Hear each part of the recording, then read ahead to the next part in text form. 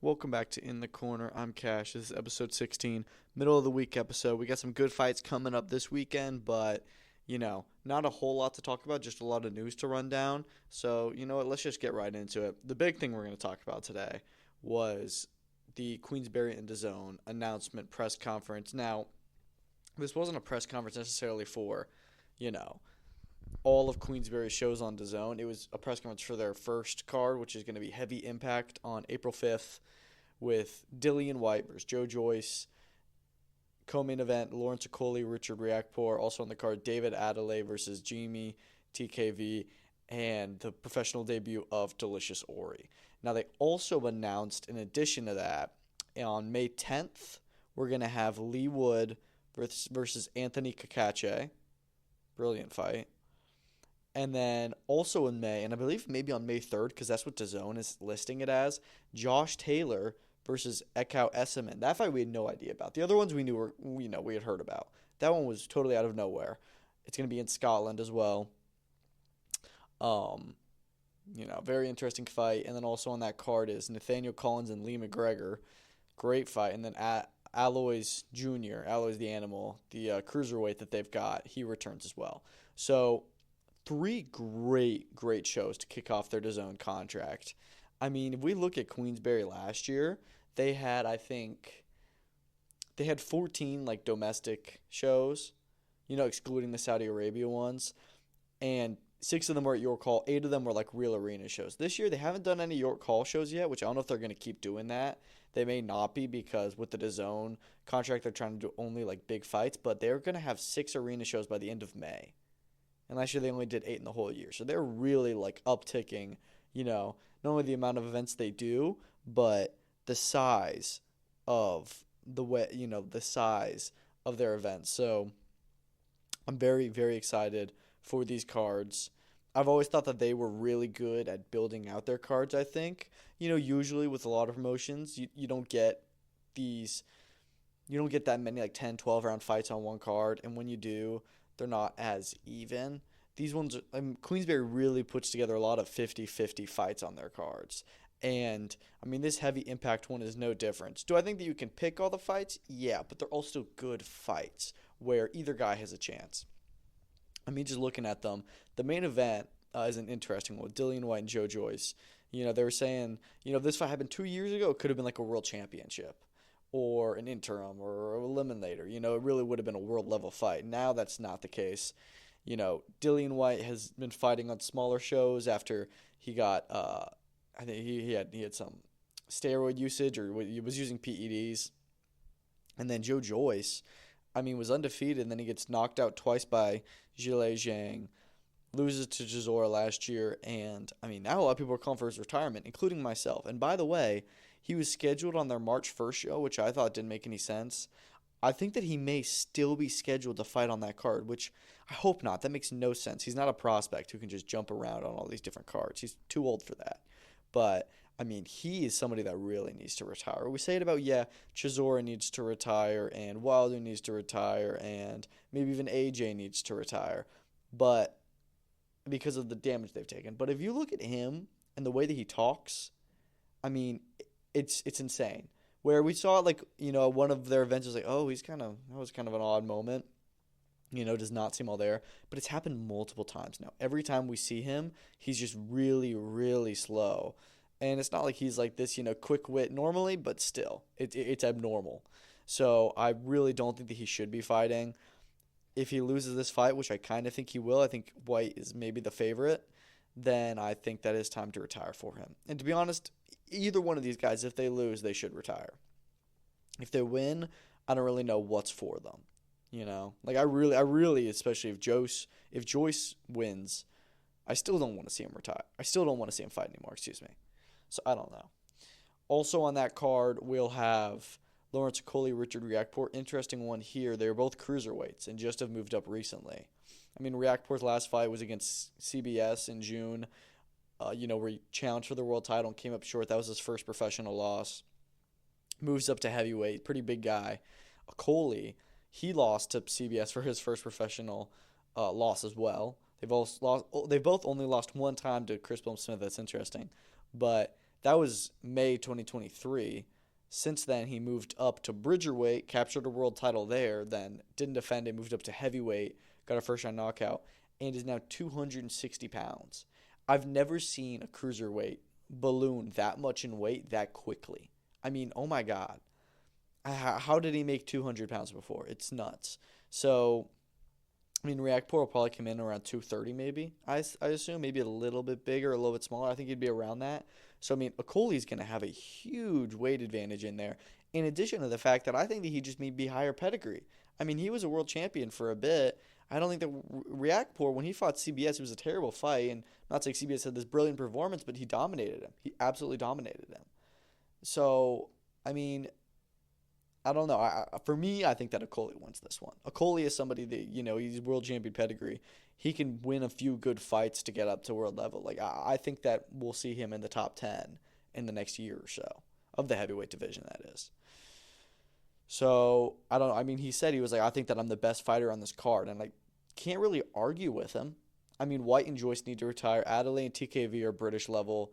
And Reactpor has never fought a heavyweight and isn't as much world level as Okoli is. So I have to think that Okoli is the best fighter on that card. I just mentioned it there. Adelaide and TKV, I think, is a really good fight. TKV was somebody that I was thinking, I was like, okay, so Boxer's gotten him into, I think that is he the English champion? He fought in an English eliminator, I think. I'm not sure who is the English champion. He may be the English champion. I can't remember. But it seems like, okay, like they're getting him close, to some of these other big heavyweight fights. I was like, I don't know if he'll be able to because he's with Boxer, and they usually don't like working with them. But it seems like they're trying to get better about working with other guys. And they put him on this card against David Adelaide. I think this fight makes perfect sense for both of them. TKV has had a few impressive last performances. Adelaide just had a big win over Solomon Dakers after being out for a while. So, this is a perfect British title level fight. And speaking of the British title, Fabio Wardley said that he's set to vacate it. There's rumors that he's going to headline at his home stadium, I think it's Point Road, if that's correct, against Kubrat Pulev. Warren said that they're planning something very special for him. That could be it. We know he wants the world title.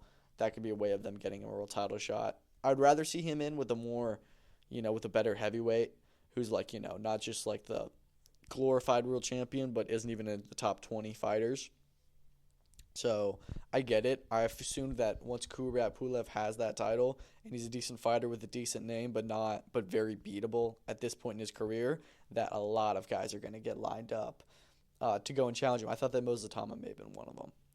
But he's going to vacate his British title. I know the perfect fight to put that under. And I assume that's actually what's probably going to happen is, they may even say, Frank Warren and them may say, okay, dude, if you're going to vacate the title, can you vacate it so we can put it on our other show with this fight? And so that's definitely what's going to happen. And I think that should be for the British heavyweight title. It's a great fight. I think Adelaide will probably win that one as well. What else?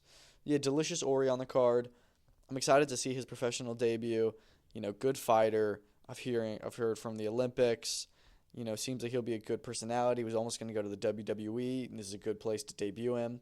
And then the other one that hasn't been announced on this card, which I was a little bit surprised by, is that we were hearing that Moses Atama versus Charles Martin was going to be on this card. And, that would have made it a lot better.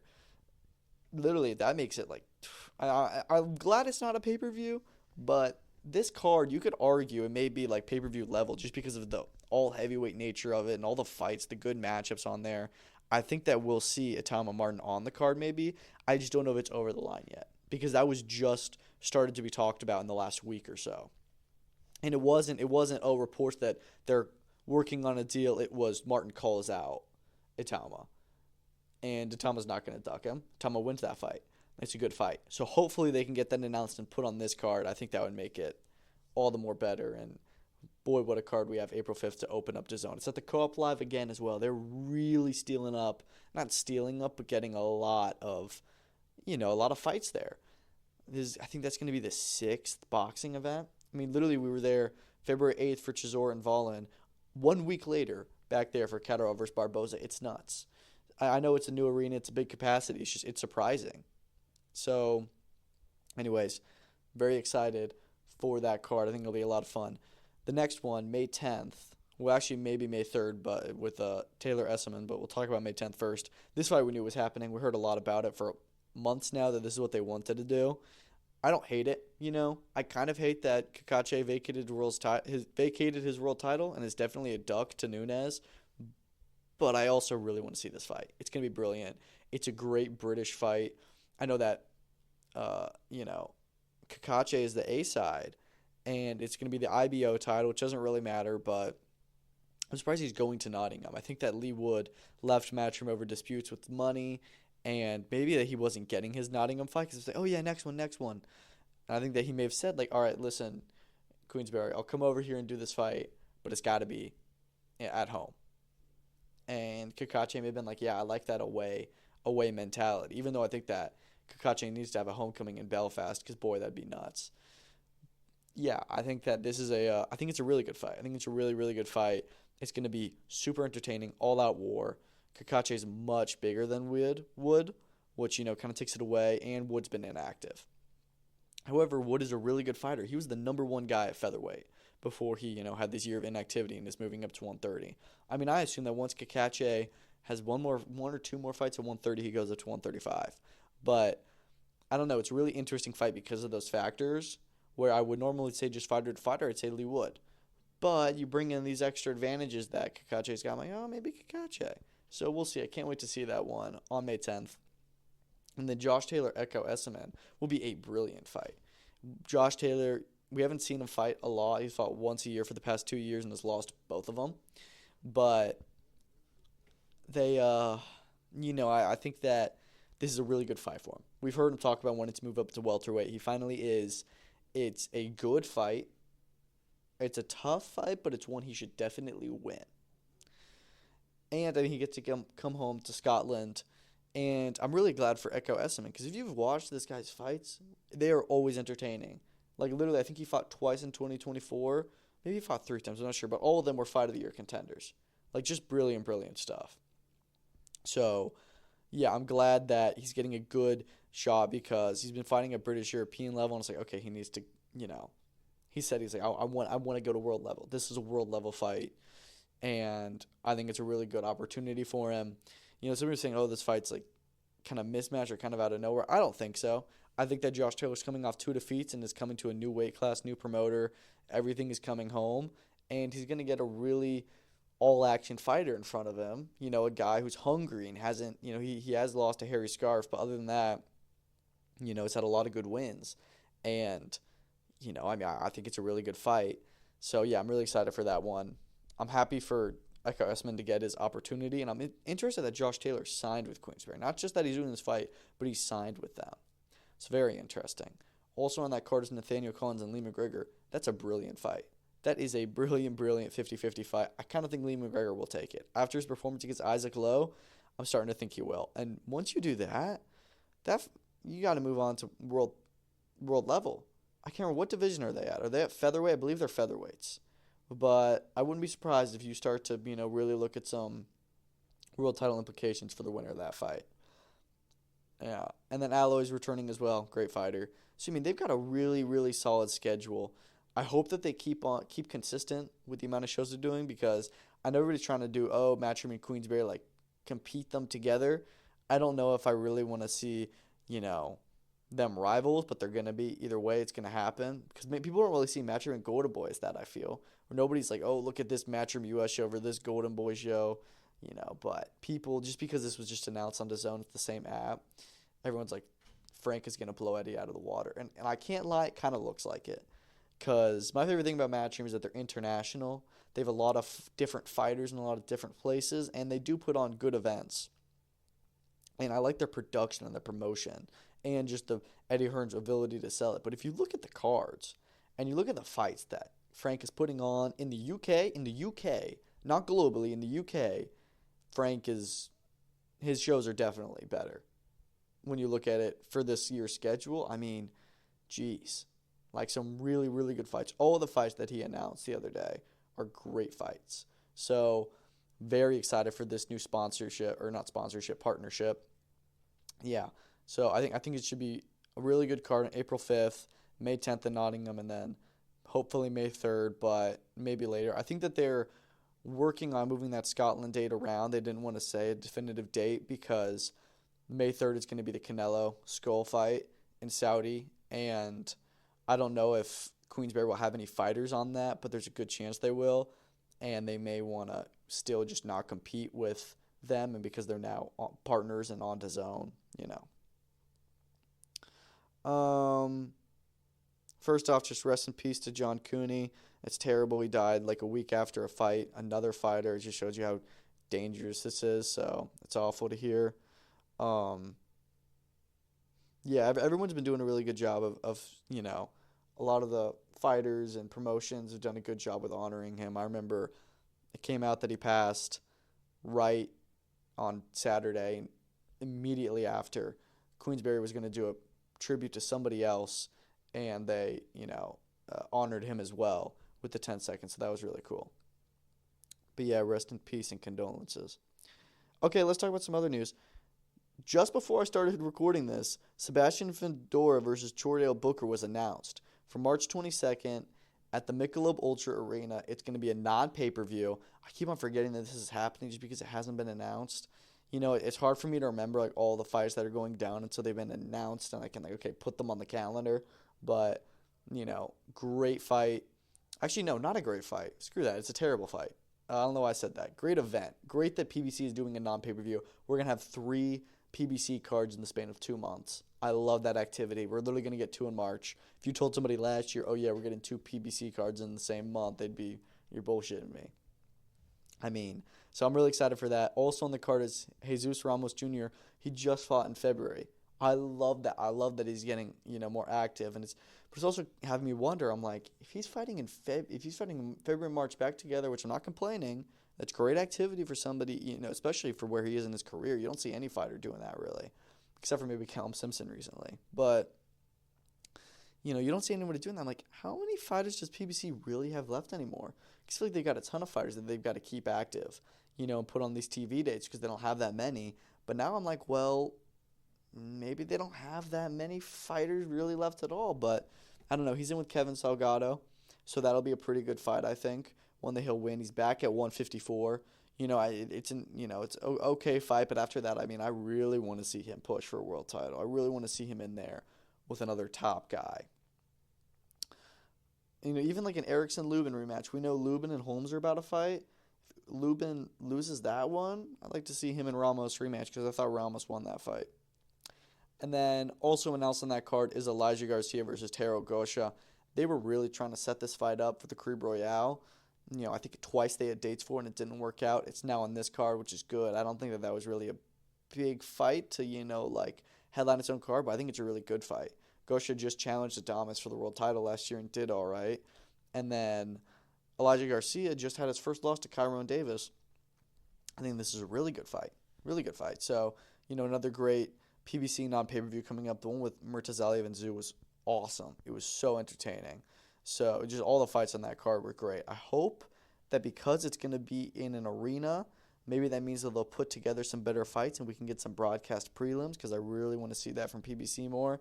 When they did their last non-pay-per-view show in October with the Tim Zhu and Bakar Murtazaliev, like I just said, they didn't broadcast the prelims and that sucked. So hopefully they can do that this time, just because I like seeing that exposure.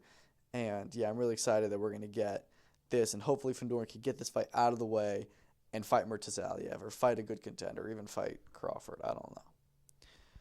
Bruno Saras, Jaime Munguia 2 is also of today, now being finalized for May 3rd in Riyadh. Love that. Love that they're going to put that on the undercard of Canelo and Skull. I like to see that they're going to build out that card more and put some different faces on it. And I like to see that this fight is not going to be in Tijuana in Jaime Munguia's backyard. Because I didn't really like that.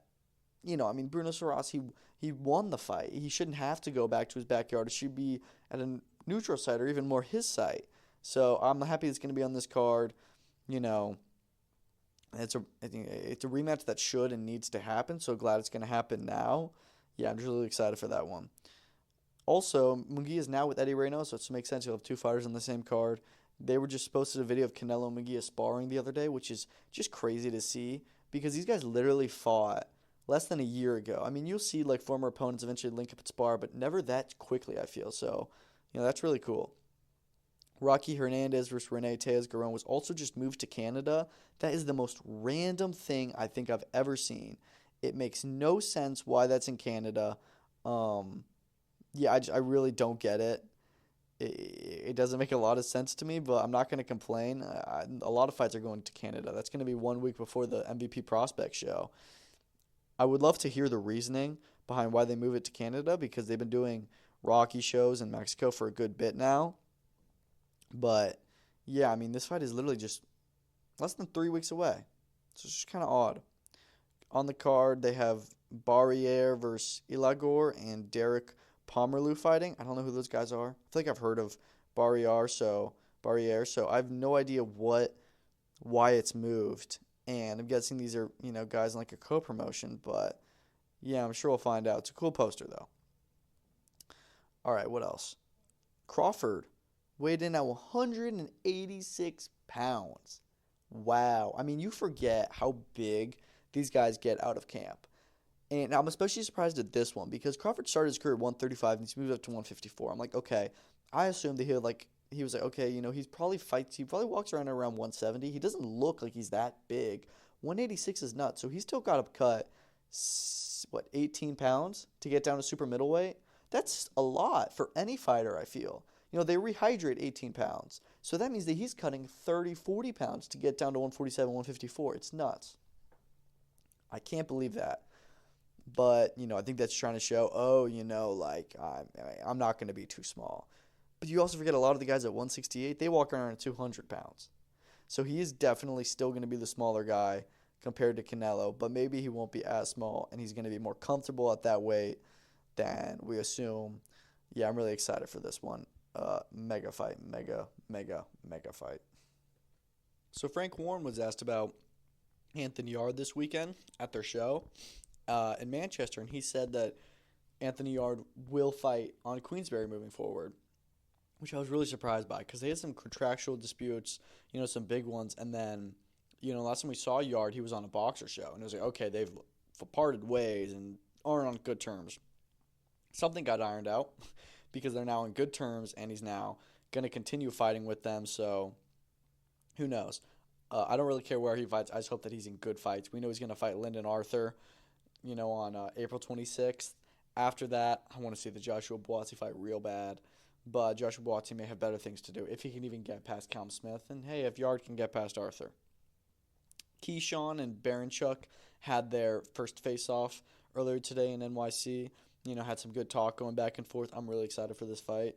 I think people are underestimating Baranchuk. I think Keyshawn will win, but I think people are underestimating Baranchuk, and I think this is a really close fight. I think it's like a 60-40 fight. So, really excited to see Keyshawn fight for his world title. Yeah, big things to come. Billy Nelson claims Anthony Joshua wants to fight Martin McCauley in Africa, but Eddie Hearn is blocking it, and doesn't want it and is ducking. I don't know if that's the case. I mean, Joshua may have said, yeah, I want to fight, I'm sure. But Joshua says he'll fight anyone, And when he says, I want to fight him, that doesn't mean, okay, we're fighting next. I'm going to send you guys a contract. I'm going to get my team to do it. That's not how it works. He just said, yeah, sure, I'll fight you.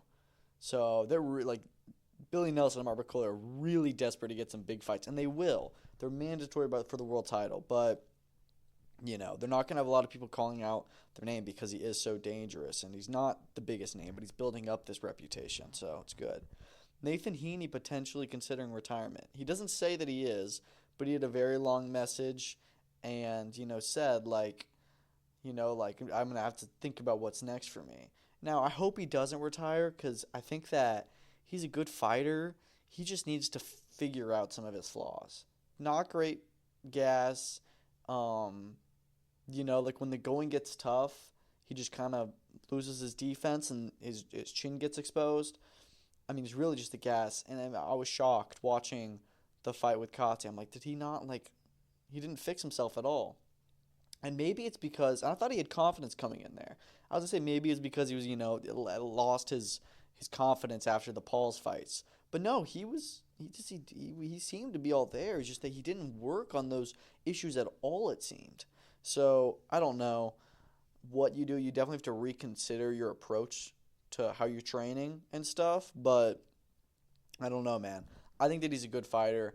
It's hard to see somebody like have such a good career and then just start losing like this.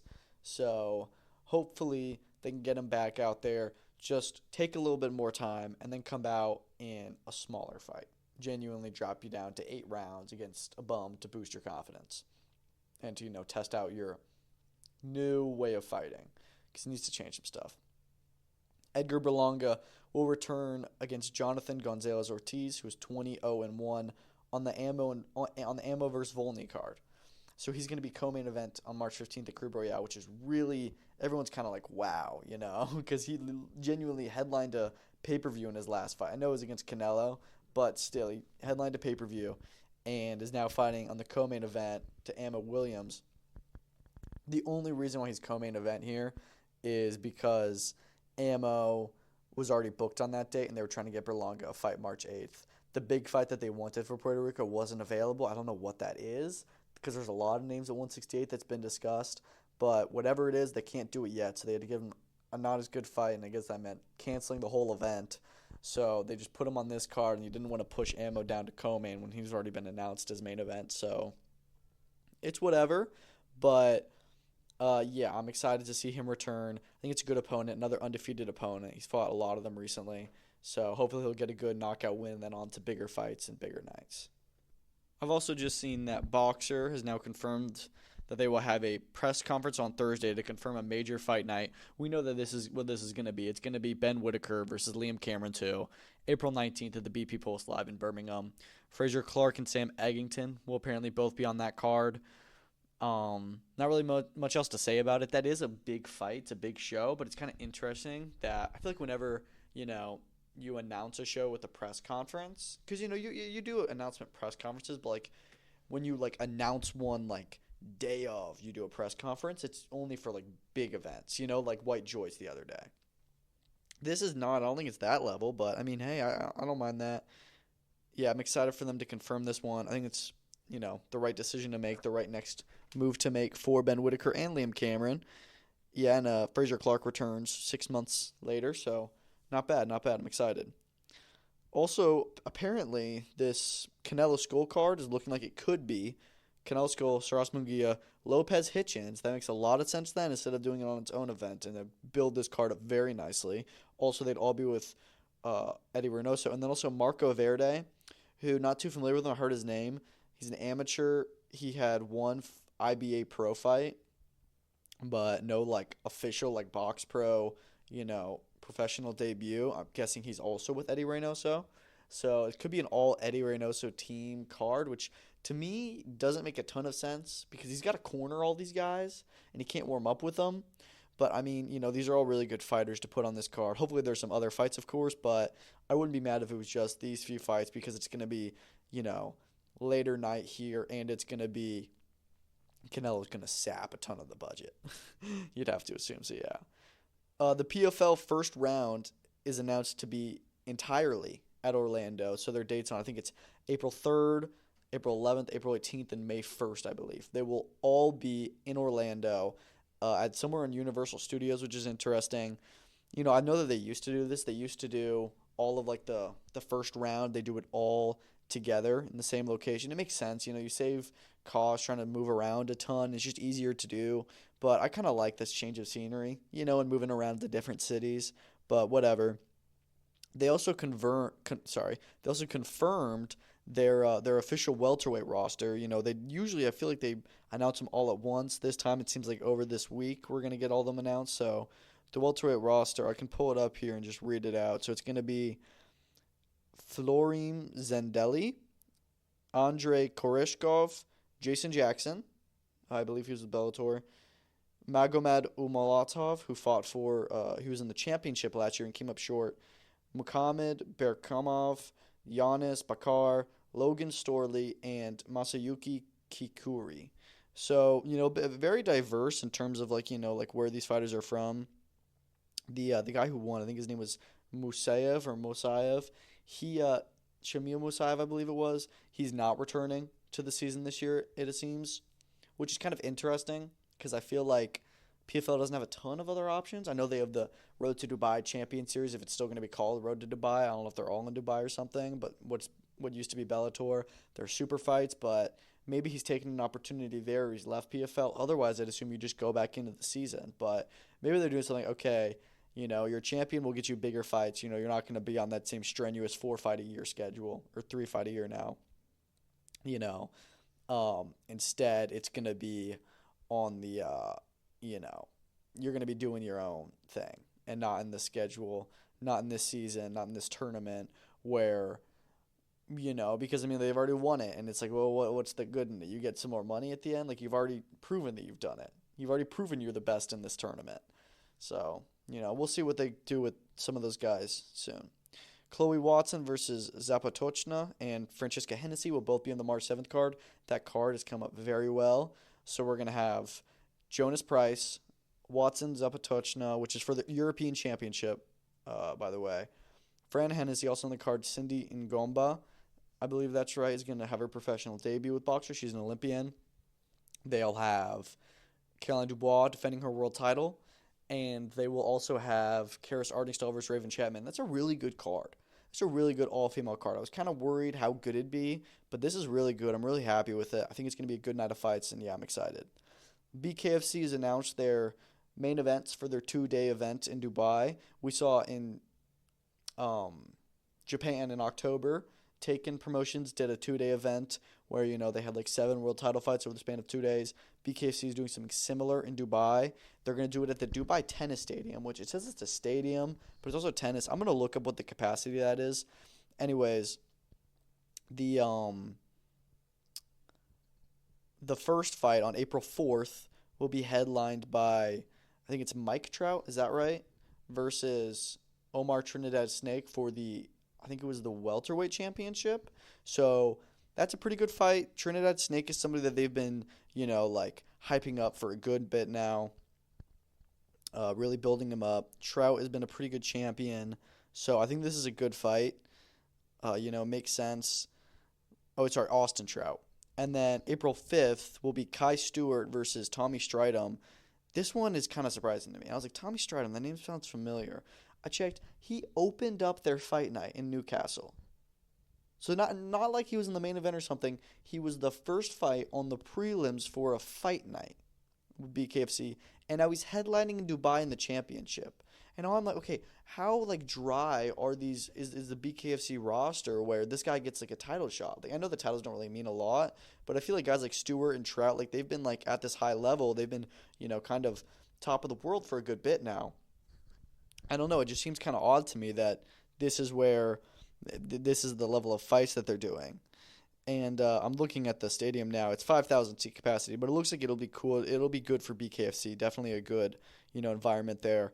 I like that they're going to Dubai. This is a cool concept, doing a 2-day event. We'll just see how it goes for them. But, yeah, that looks cool. I'm excited. And then also KSI talked about his opponents. We know he's going to fight Dylan Dennis, which is a little bit, He says that Nate Diaz, Donald Cerrone, Tony Ferguson, and Jorge Masvidal all turned down fights to him. Now, to be fair, Masvidal, he said the reasoning they tried to do it, but UFC wouldn't let him. And then Masvidal also responded and said, this is cap. He's talking out of his ass. They weren't really ever talking about doing a fight. So I don't know who to believe, but I do believe the Nate Diaz one. I did hear that was supposed to happen, or that they were talking about it. I'm not surprised that Nate Diaz turned it down. I don't think that means that Nate Diaz is ducking KSI by any means, but he's not fighting him. And I would have much rather had any of these fights. The Tony Ferguson one, I don't know, and the Donald Cerrone one would have been okay, they're just way past their prime. As are Diaz and Masvidal, but they really are. So, it's whatever. I'm okay with the KSI Dylan Dennis fight just because it's a comeback fight. There's some bad blood there. Dylan Dennis is a big name, but we just know what's going to happen. And I just don't really like Dylan Dennis, so it's whatever. Sucks that KSI can't get good fights. ESPN to part ways with Top Rank. Apparently they have confirmed to them, to their office or whatever, that they will not be looking to renew their contract. This is very interesting.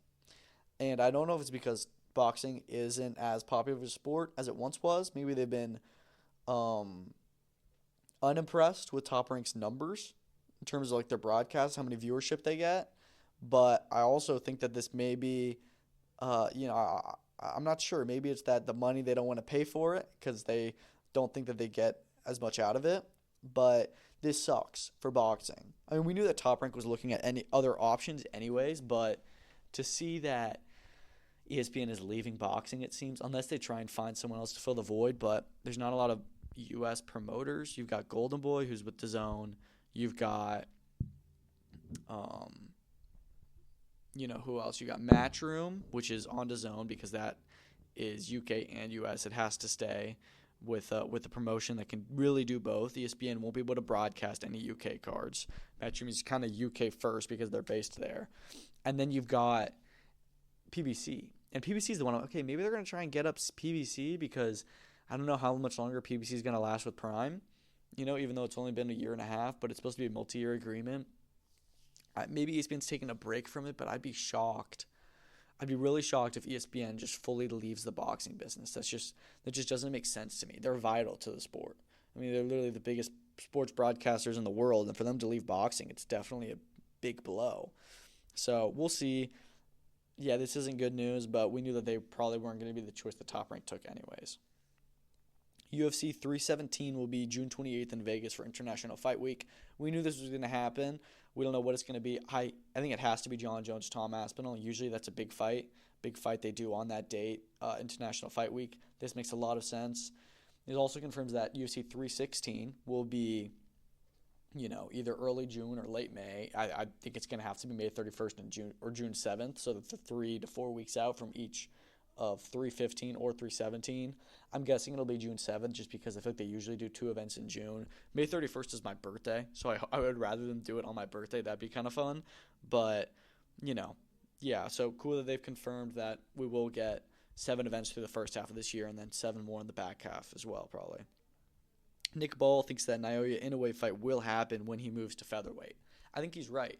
I think that Inoue's going to immediately go into a world title shot, and I think that if we look at it, Fulton, he's already beaten, and Espinoza, I don't know if you really want to go in with him just because he's so much bigger. And then you've got Angelo Leo, who I don't know how much of a name value he really brings. Nick Ball, however, is potentially smaller than Inoue. He's shorter, I think, and he's with Queensberry, and more importantly, fights a lot on Riyadh season. He's the only champion there that's fought on Riyadh season multiple times, actually. So I think that makes sense. I do think that'll be it. Nick Ball may have the best name value. He may be the best guy at 126 pounds. So I wouldn't mind to see that fight at all. I think that fight is the fight that's going to happen when Inoue inevitably moves up to 126. I would just prefer that to happen after the Nakatani fight. That's all I've got for today. I'll probably do another episode on Thursday with some more news and talking about this weekend's cards. This weekend, I'm going to be out of town all weekend, so I really won't be able to cover a lot of the fights live on Twitter like I usually am, and I'm going to be really delayed. So that's going to suck for that, but it's whatever. And then I'm going to have to catch up on, Sunday, Monday. And then I'll try to do a podcast Monday evening, but I don't know if I'll be able to. I don't know if I'll be able to get in all the cards, but definitely Tuesday. I'll have an episode if I don't have one by then. But, yeah, Keyshawn versus Dennis Baranchuk on Friday. Catterall Barboza on Saturday. Duarte Madueño on Saturday. And UFC Vegas 102 Cannonier Rodriguez on Saturday as well. So some good fight cards this weekend. I'm excited for them. Yeah, that's all. Thank you so much for listening, and I'll see you on Thursday for episode 17.